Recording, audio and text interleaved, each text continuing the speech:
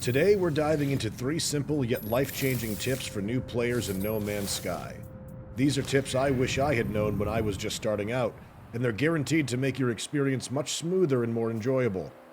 Now, I'm making this video because whenever we stream No Man's Sky, I'm blown away by how many players, some with thousands of hours in-game, are unaware of some of these tricks.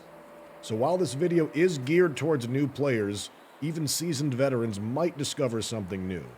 Let's get started. The first thing that we're going to talk about is the melee jetpack boost trick. This is, hands down, the best kept secret in No Man's Sky. Not because people are unwilling to share it, but because this trick was so common at the game's release that it's often assumed that everybody knows it.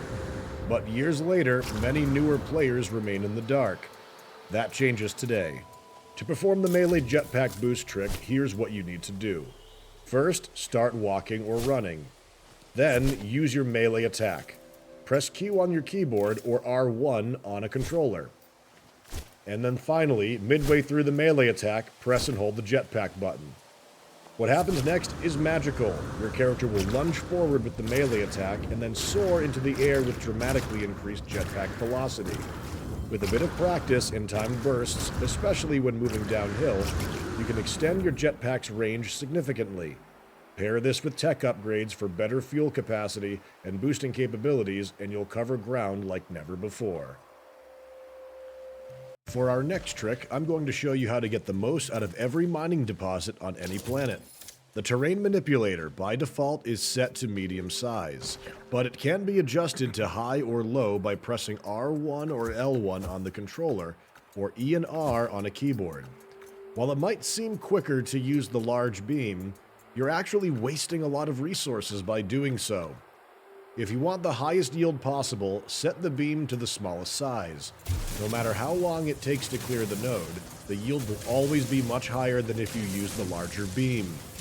Testing has shown that even if you completely deplete a node with larger beams and move quickly to the next one, you'll still end up with fewer resources overall compared to simply using the smallest beam. So, if you have the patience for it, just remember, small beam, large yield. Now, as we take a look at this, we can see that we've gotten 146 units of paraffinium by the time we finished depleting this node. Let's take a look now if we were to go to another paraffinium node by comparison and use the larger beam instead. As we can see, the large terrain manipulator beam made short work of that paraffinium deposit, but how much did we actually get from it? As we can see, 25 units for all of that, significantly less. For the final part of this video, we're going to show you how to make your life easier when building. Base building is a favorite pastime of many No Man's Sky enthusiasts, but even the most patient builders can encounter frustrations when working on large megastructures. If you didn't know, there's a building free camera that can be accessed from the build menu by pressing B on keyboard or clicking L3 on a controller. This mode enables you to fly the camera for a better view, making it much easier to place parts precisely.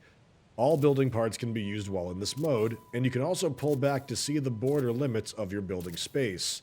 It's a game changer for creating detailed or large-scale bases without the hassle of constantly repositioning your character.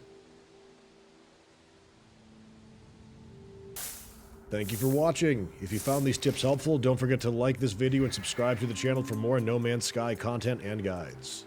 Also, don't forget, if there is ever a Twitch Drops campaign, we will be streaming it all throughout the entirety of that duration. So if you're looking to get your Twitch Drops from a reliable streamer, consider coming on back.